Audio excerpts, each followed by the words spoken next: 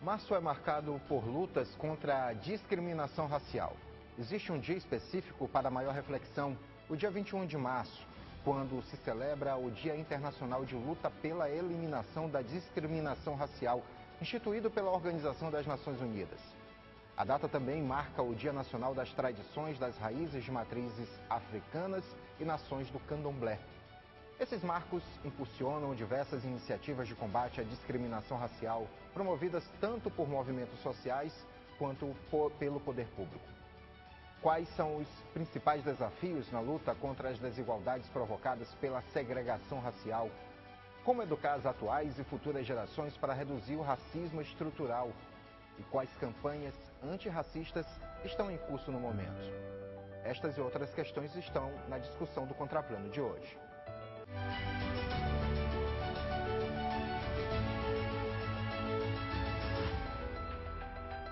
Olá, estamos começando mais uma edição do Contraplano, nosso debate semanal de assuntos que geram interesse na população.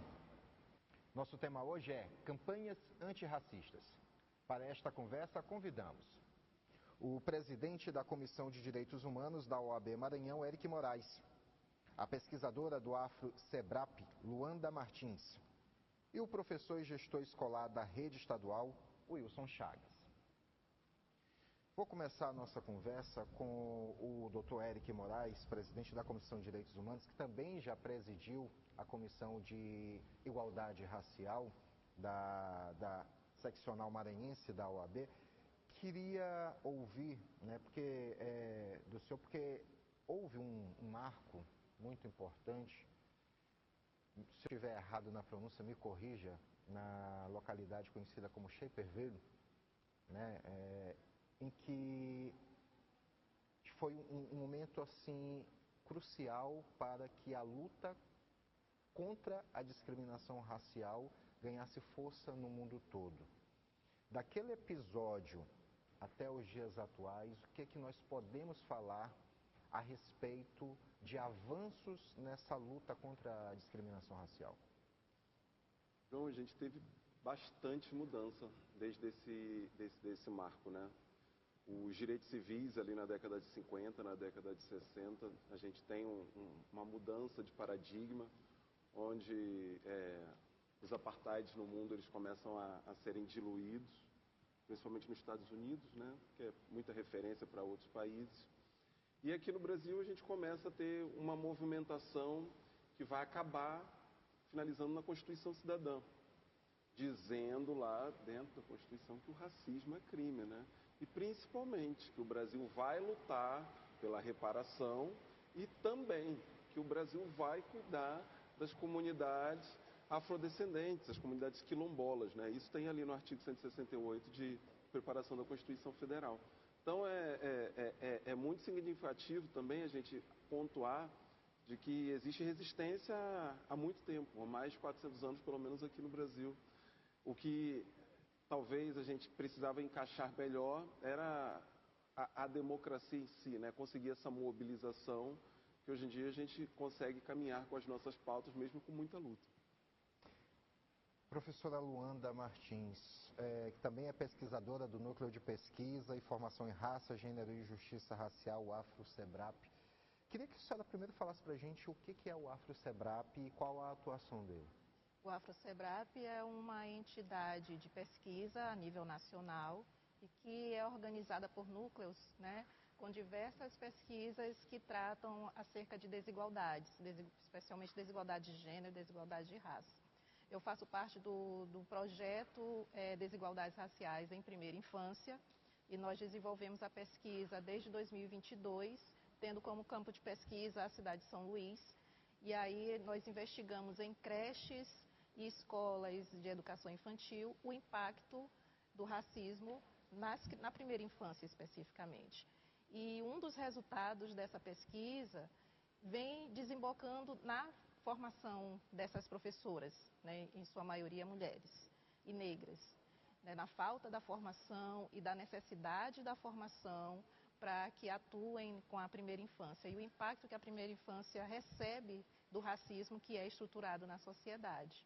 Então, diante disso, a gente pode dizer que o Afro-Sebrap também trabalha com campanhas antirracistas. Dentro da sua atuação, né, existem campanhas antirracistas. Ele atua especialmente com pesquisas, tanto qualitativas quanto quantitativas. Inclusive, no dia 28 de março, foi lançado a última pesquisa do Núcleo de Gênero, que um dos resultados foi que o número de pessoas pretas, pessoas negras, que alcançam cargos de liderança no executivo, subiu um pouquinho, mas ainda tem um grande desafio. Então, mas pelo menos a gente consegue perceber essa linha de subida, né, de pessoas ali no executivo, que são pessoas principalmente no serviço público. E aí, quando essas pessoas alcançam, né, esses espaços no serviço público, isso gera ali um debate mais efetivo junto às políticas públicas de atuação. Então, o papel das pesquisas são cruciais para a gestão das políticas públicas, porque fundamentam as ações que partem tanto do executivo quanto do legislativo, que vão atuar ali para a sociedade. Professor Wilson Chagas, o senhor que é gestor escolar de uma instituição que é muito simbólica pelo próprio nome, né, que é o Centro de Ensino Maria Aragão. Sim. Maria José Aragão. Então, queria que o senhor falasse para a gente, né, porque a escola também é conhecida também como uma referência por conta de trabalhos que são extracurriculares, fogem um pouco da sala de aula, como certas campanhas. Existe algo nesse sentido do trabalho antirracismo dentro da escola, professor?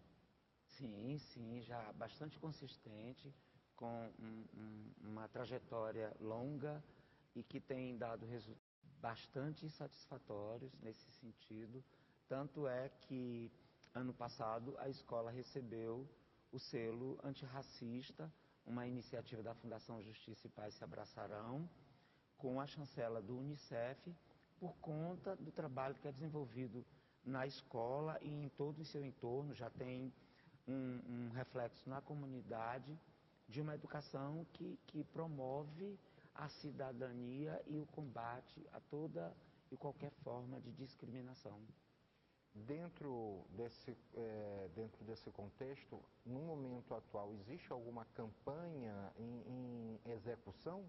Sim, nós estamos às vésperas de sediar o segundo festival Cidade Operária Criativa e Antirracista, que acontecerá no dia 4 e 5 de abril, com uma vasta programação que tem o objetivo principal de evidenciar todo esse contexto de produção cultural, mesmo que seja de trabalho, de união, da própria comunidade no fortalecimento dessa política antirracista. Então lá nós teremos oficinas, rodas de conversa, apresentações artísticas, feira de empreendedorismo preta, tem desfile, feira de comida, tudo isso que vai acontecer, inclusive aberto para a comunidade.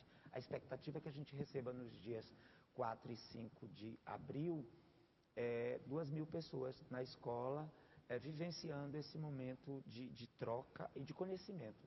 Inclusive, aproveitamos aqui para convidar toda a cidade de São Luís que queira participar. Já convidei a professora Luanda, agora eu convido o doutor Eric, que vai nos visitar, que esse dia vai ser um dia muito bacana e muito simbólico para o território da cidade operária, que está se constituindo um território antirracista. Professora Luanda, em relação à própria atuação dentro das escolas, aproveitando o gancho que a senhora falou anteriormente, a própria atuação dentro das escolas, tem se percebido algum comportamento diferente por parte dessas unidades, algum comportamento diferente na forma de tratamento com as crianças, aquela que é negra, aquela criança que é preta, tem um tratamento um pouco diferente, é vista com um certo... Não queria usar bem esse termo, porque se trata de uma criança, mas, digamos assim, é vista com um certo receio em comparação a crianças com uma pele um pouco mais clara? Nós estamos há mais de 20 anos com uma lei, né, que torna obrigatório o ensino de História e Cultura Africana e Afro-Brasileira, que é a Lei 10.639, de 2003, e que é uma luta que vem de décadas anteriores a ela. E mesmo assim a gente ainda tem desafios a partir da formação docente, da estrutura educacional oferecida, do material didático, né? E isso parte de um desafio bem maior, que é de sociedade. Que sociedade que se tem, que sociedade que se quer. Em relação a esse contato entre profissionais e crianças, especialmente crianças pequenas, apesar do Maranhão ser um estado majoritariamente negro, nossas escolas públicas são escolas que têm em sua matrícula crianças majoritariamente negras, especialmente aqui em São Luís. As nossas escolas públicas são de famílias que têm essa ascendência rural do interior do Maranhão, quilombolas, indígenas e que vêm para a capital.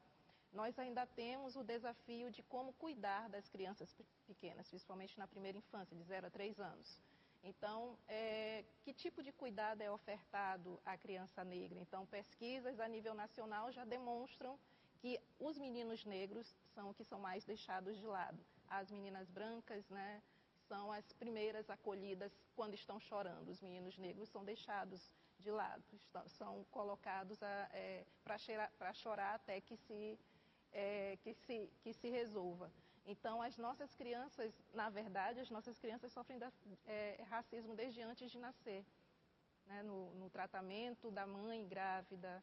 E aí a gente tem as pesquisas justamente servem para isso, para que a gente faça esse debate político, para que a gente faça a análise das políticas públicas com base nas pesquisas. Os dados servem para essa questão. Então, a gente tem pesquisas da Fiocruz que colocam que a maioria das mortes neonatais, né, ou dos nascimentos prematuros, ou dos nascimentos de crianças de baixo peso, são de mães negras, né? Então, essas crianças sofrem racismo desde antes de nascer, a partir das suas mães, a partir da gestação de suas mães.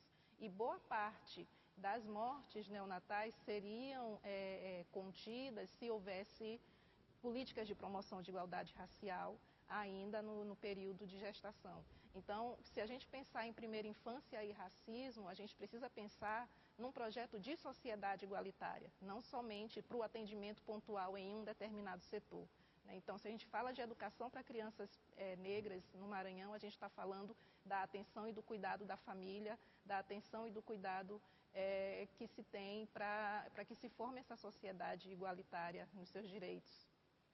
Certo. Professor Wilson, queria falar com o senhor a respeito da responsabilidade que a escola tem nesse ponto, mas a gente vai falar sobre isso no próximo bloco. Chegou o momento da nossa primeira parada aqui no Contraplano. Já voltamos com a nossa conversa. Estamos de volta com o Contraplano, hoje debatendo campanhas antirracistas. No final do bloco anterior, professor, eu falei a respeito do desafio que é trabalhar essas campanhas antirracistas dentro da escola, das escolas. Queria que o senhor falasse para a gente a respeito de como organizar ações no sentido de conscientizar a princípio estudantes, mas que eles possam estender isso aos seus lares, à sua rua, ao seu bairro, tentando replicar isso. Educar é um ato revolucionário, desafiador mesmo. E a primeira coisa que você tem que fazer é garantir o que é de direito, visando acima de tudo a transformação, a mudança. O conhecimento ele tem que vir no sentido de formar uma sociedade que a professora Luanda falou. E aí, também é fazer com que as pessoas elas se reconheçam como iguais dentro das suas diferenças.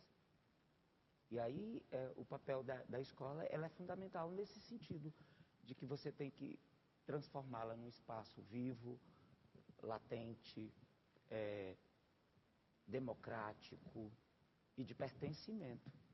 E aí, em se tratando de campanhas desse tipo, basta, a princípio, cumprir a lei, né? Dentro do seu projeto político-pedagógico, você coloca que tem que garantir educação e direitos humanos educação antirracista, educação inclusiva, e aí você vai promover uma igualdade ali dentro, né?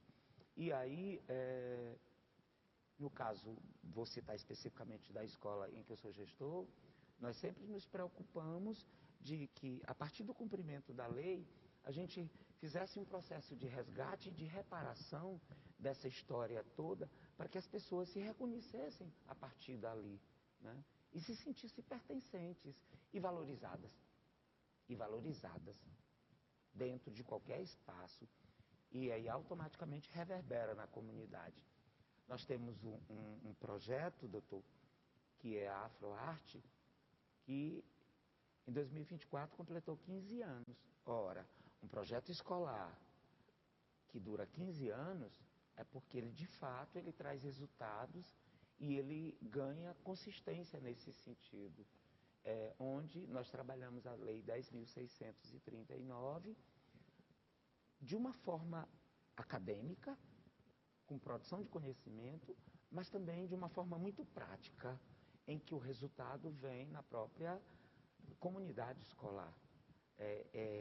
Estava conversando com a professora Luanda e ela falando que ano passado ela queria ter comparecido, mas não deu, porque inclusive isso já está chegando na academia, que era o que nós mais queríamos, doutor, que isso chegasse até a academia e que as pessoas, inclusive, nos ajudassem, as pessoas que produzem, os professores, os acadêmicos, nos ajudassem a dar mais visibilidade e consistência nesse projeto todo, né? Para se ter uma ideia, e aí bate com o que a professora Luanda falou, em 2023, por época da aplicação de uma avaliação externa, nós fizemos uma pesquisa interna em que 85% dos alunos se autodeclarou preto e preta. E para você fazer isso, você tem que ter um mínimo de segurança, né? Para dizer assim, olha, aqui eu posso, e agora eu sei que eu posso. Entendeu? Então, isso já dentro da escola, costuma-se dizer que o Baria José Aragão é um quilombo escolar. A atuação da Ordem dos Advogados, dentro dessa pauta, né, das campanhas antirracistas, o que a OAB, né, tem desenvolvido nos últimos anos nesse sentido, principalmente da conscientização da sociedade sobre a igualdade entre todas as pessoas, independente da sua cor, da sua raça? Bom, a OAB tem um trabalho histórico em relação a direitos humanos, direitos étnico-raciais, comunidades indígenas, quilombolas, principalmente através do que a gente chama dos braços da OAB na sociedade, que são suas comissões. Então lá a gente tem a Comissão da Verdade da Escravidão Negra, a Comissão de Promoção de Igualdade Racial, a Comissão de Direitos Humanos, a Comissão de Diversidade. São diversas comissões que trazem esse recorte racial, além das nossas campanhas, né? A gente tem agora o Julho das Pretas, a gente tem a campanha Justiça para Inocentes. São diversos mecanismos que todos os anos a gente reinventa, inova, porque eu costumo falar que o racismo é uma tecnologia de poder, então se num passado os delegados eles transformavam o crime de racismo por crime de injúria racial, agora quando você chega na delegacia eles estão transformando de injúria racial, porque agora a injúria racial é imprescritível e inafiançável, e estão transformando a injúria racial simplesmente no crime de injúria, né? Que é justamente também para tentar criar uma ficção científica e o racista não ter o seu crime comprovado, não ter a sua autoria penalizada. É justamente através dessas forças de campanha, de apoio que a gente tem junto com outras instituições, governos e prefeituras, associações, para que a gente tenha um desenvolvimento, mas também um dinamismo do arcabouço jurídico, tendo em vista todos esses mecanismos que tentam sempre impedir o cidadão e a cidadã negra de ter o seu direito respeitado. Certo. Professora Luanda, queria que falasse para a gente, né, a respeito, vou no mesmo rumo do que eu vinha falando com o professor Wilson, a importância que tem o ambiente escolar no que diz respeito a essa conscientização a partir da infância, a partir do começo da vida humana, vamos dizer assim, da vida humana consciente, quando a criança está começando a aprender os valores fora de casa, né, no ambiente da escola, quando está começando a aprender os valores, o que é o certo, o que é o errado, a importância que tem lá se trabalhar também a consciência da igualdade entre todos, independente da cor da pessoa. Primeiro pontuar que a experiência, né, do Maria Aragão é uma experiência inovadora e ancestral, né, porque faz esse retorno à sua identidade junto com a juventude ali. E é uma experiência que tem um êxito por conta do trabalho coletivo, né, o trabalho comunitário, mas ainda é uma experiência pontual na nossa realidade. Então, nós estamos falando de ações que deveriam ser política de Estado, e não apenas ações pontuais, né, não apenas campanhas educativas ou políticas. Então, a gente está falando de política, né, no sentido mais amplo de sociedade, para que alcance a escola. Então, a escola é um dos setores da sociedade onde essa consciência negra é formada, onde esse combate ao racismo é trabalhado. Então, para se falar de ações educativas envolvendo o espaço escolar, a gente precisa falar onde essa escola está situada, no território em que essa escola está situada, que políticas públicas essa comunidade tem ou não, né? E como essa comunidade dialoga com a escola. Então, o trabalho de combate ao racismo, o trabalho de consciência negra, né, de reconhecimento da sua identidade, ele é um trabalho comunitário. E aí é por isso que a gente fala que é um trabalho inovador e ancestral, porque a gente precisa retornar à nossa identidade. Por isso a importância desse diálogo constante, tanto do poder público quanto da escola, né, e a comunidade, no seu sentido amplo. Porque a gente precisa dialogar com quem faz a educação do nosso povo. Nós estamos aqui vivos e vivas hoje por conta dos nossos mais velhos que sobreviveram. Então, são eles que nos fizeram nos sentir negros e negras hoje. E aí, essa educação, através dos nossos saberes e tecnologias ancestrais, é que a gente precisa que seja respeitado e valorizado. Então, quando se ataca um território quilombola, um território indígena, quando se impede uma quebradeira de coco de fazer o seu trabalho ali, colocando arame farpado e cerca elétrica, você está matando nossos saberes ancestrais. E se mata os saberes ancestrais, se enterra os saberes ancestrais, você está marginalizando toda a luta que o movimento social negro vem empenhando ao longo de todas essas décadas, né? Que é do combate ao racismo a partir da identidade da população negra, da história da população negra. Aproveitando que a senhora falou do estudo, tem sido importante esse estudo da ancestralidade, a entrada desta disciplina no currículo escolar para justamente reforçar essa pauta de valorização da população preta do nosso país? É uma coisa que é interessante a gente sempre colocar que o trabalho, né, de educação antirracista, do ensino mesmo, como a legislação coloca, o ensino de história e cultura africana e afro-brasileira, da educação das relações étnico-raciais, ele não pode ficar isolado do currículo, ele permeia todo o currículo. E quando a gente fala currículo, não é só conteúdo, são todas as práticas, do recreio, na portaria, a estrutura da escola, os murais da escola. Então, a gente precisa entrar naquele ambiente, se ver e se reconhecer, né?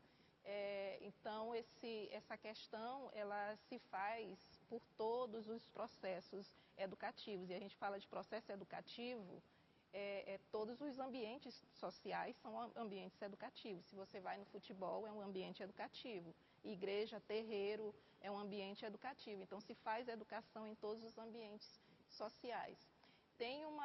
Eu posso falar da minha experiência enquanto escritora de literatura negra infantil.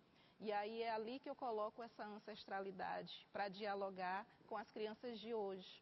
Então, quando eu escrevo, por exemplo, o meu primeiro livro, Na Casa da Vovó, que eu falo da minha avó, e que ela diz como ela brincava, e as crianças se reconhecem daquela brincadeira, nos brinquedos que a avó fazia lá no quilombo, em pegar as sementes e juntar as raízes e fazer a boneca.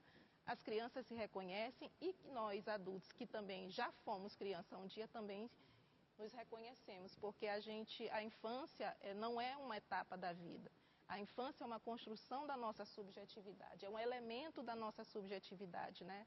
Então a gente deixa de ser criança, a gente cresce, se torna adolescente, se torna adulto, deixa de ser criança. Mas a infância é um elemento crucial na formação da nossa subjetividade. Por isso que os nossos mais velhos tratam a primeira infância como um momento sagrado. O nascimento de uma criança é uma festa para a comunidade, né? Então, o cuidado de uma criança é um cuidado coletivo. Então, se a mãe sai, o vizinho toma de conta, a avó vai alimentar, a tia amamenta. Então, eu fui criada nessa perspectiva, né? Eu fui amamentada por uma tia, fui criada pela avó. Então, toda uma rede de cuidado que faz parte e que precisa fazer parte, precisa ser respeitado, para a gente pensar realmente nessa educação transformadora, né?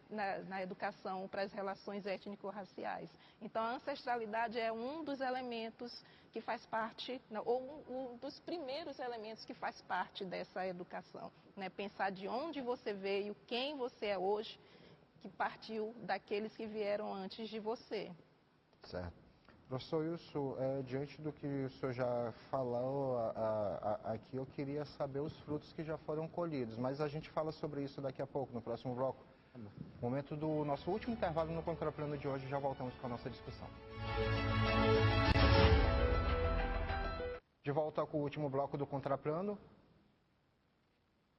Hoje debatendo campanhas antirracistas. Participam desse debate o presidente da Comissão de Direitos Humanos da OAB Seccional Maranhão, Eric Moraes, a pesquisadora do Núcleo de Pesquisa e Formação em Raça, Gênero e Justiça Racial, o Afro-Sebrap, Luanda Martins, e o professor e gestor escolar da rede estadual, Wilson Chagas.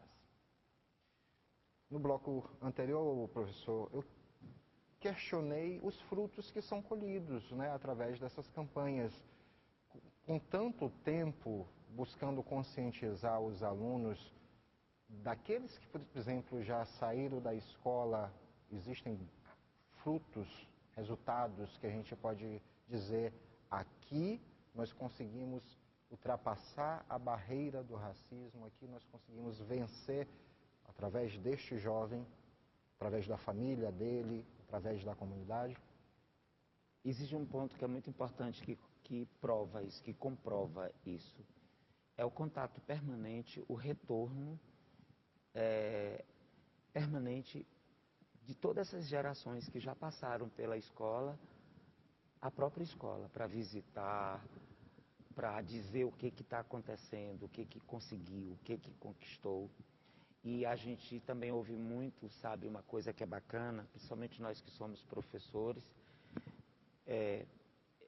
dizer, você é a minha inspiração. Né? Eu me tornei professor por causa disso, né? E eu sei de que maneira eu vou trabalhar. Uma outra coisa também é justamente perceber que a partir dessas potencialidades, valorizando essas pessoas pretas que estão lá, que antes eventualmente poderiam não se sentir importantes e potentes, sendo valorizadas. Então, como eu estava explicando, no projeto que é desenvolvido na escola, na Afroarte, nós descobrimos talentos para adereçaria, para costura, para pintura, para montagem de trilha sonora, para tudo, para cartaz, para tudo, né? Para montar um trabalho acadêmico, para expor um trabalho acadêmico. E aí tem que se falar de uma coisa que é extremamente importante em todos os campos da sociedade. Na escola, então, nem se fala. Oportunidade. O que se precisa é oportunizar. Porque aí sim, a gente descobre o quanto que essa galera consegue fazer e ir longe, né? Doutor Eric, queria falar também a respeito das denúncias de negligência que chegam até vocês. Como é qual a natureza dessas denúncias, né? As origens dessas denúncias, principalmente quando a gente fala, né, do que eu questionei a professora Luanda anteriormente, a negligência nas escolas, a negligência no setor público. Como é que chegam essas questões? O que vocês ouvem dessas pessoas?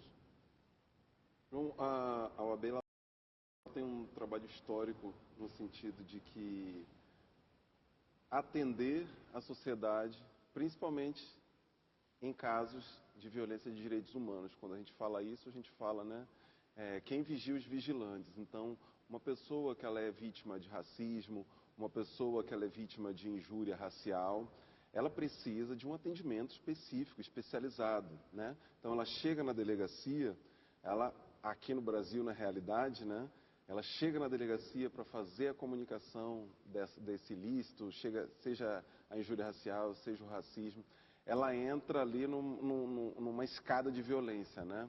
Ela passa a sofrer violência no atendimento, ela passa a sofrer atendimento de como o serviço é prestado, ela passa a sofrer violência quando ela entra com um processo e lá não tem uma vara especializada de direitos éticos raciais, daí muito provavelmente ela vai ter aquela causa, aquele pedido, aquele cobertor do judiciário que ela tanto deseja para ter o direito dela respeitado.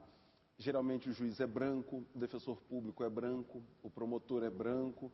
É muito necessário de que não só as cotas que a gente já conseguiu lá na OAB para a diretoria, né, para a indicação do 5º Constitucional, mas que a gente evolua para o Poder Judiciário, para que a gente tenha uma vara específica de tratamento para direitos éticos raciais. Isso não pode ficar assim, à solta, eu protocolar e entrar lá no sistema de distribuição. Não.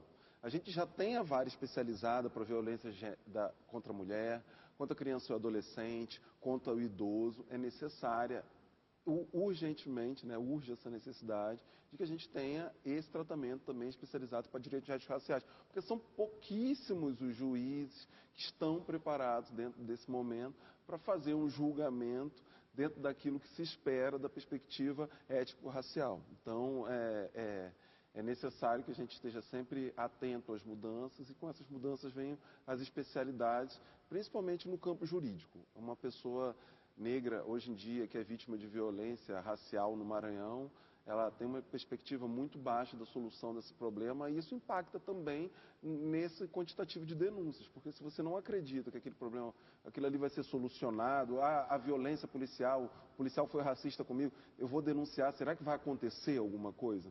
É isso que a gente precisa mudar no nosso Estado. Certo. Professora Luanda, a senhora falou agora há pouco que também é autora de livros, de obras. Fiquei curioso para entender um pouco o enredo, as bases de construção. A senhora citou de uma, né, de uma obra. Queria entender, né, de uma forma mais universal, se são essas memórias afetivas, vivência que acaba ajudando a construir, ou se também vem um pouco do imaginário. Como é que é a construção dessas obras?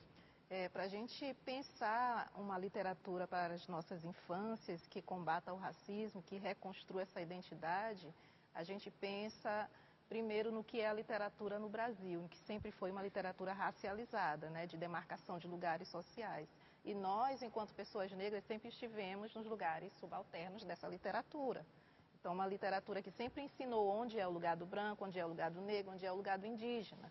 Então, quando a gente passa a escrever a nossa própria história, né, o que a gente define enquanto literatura negro-brasileira, a gente passa a escrever as nossas vivências e resgatar aquilo que a história eurocêntrica tentou apagar. E que a gente sempre passou pela oralidade, sempre passou para os nossos... a gente recebe as histórias dos nossos antepassados através dos cantos, das brincadeiras, das histórias contadas. Então, os nossos avós que repetem aquela mesma história para que a gente fixe aquela história como nossa também, para que a gente se sinta lá naquela história que ele viveu.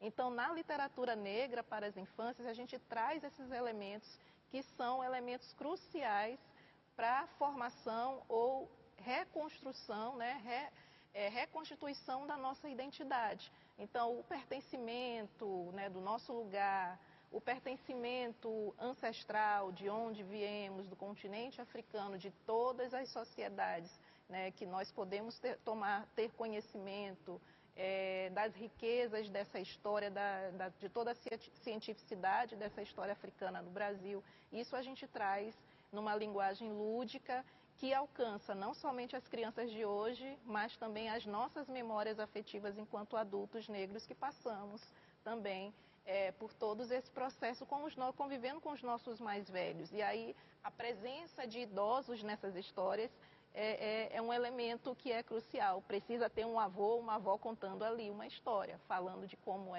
dando um ensinamento. Então, é muito comum na literatura negra para as infâncias, né, que é uma literatura negra que é escrita por pessoas negras, sobre as suas vivências, né, sobre as suas subjetividades, e que não é uma literatura voltada apenas para pessoas negras, né, mas se a gente está falando de reconstrução da sociedade, com base no respeito aos elementos históricos e culturais de diversas culturas, é uma literatura que é para que todos e todas tenham conhecimento dessa base ancestral africana e afro-brasileira. Então, a ancestralidade, o papel, a função política e mobilizadora dos anciãos, os elementos culturais e comunitários, isso tudo são elementos que fazem parte dessa escrita para as infâncias.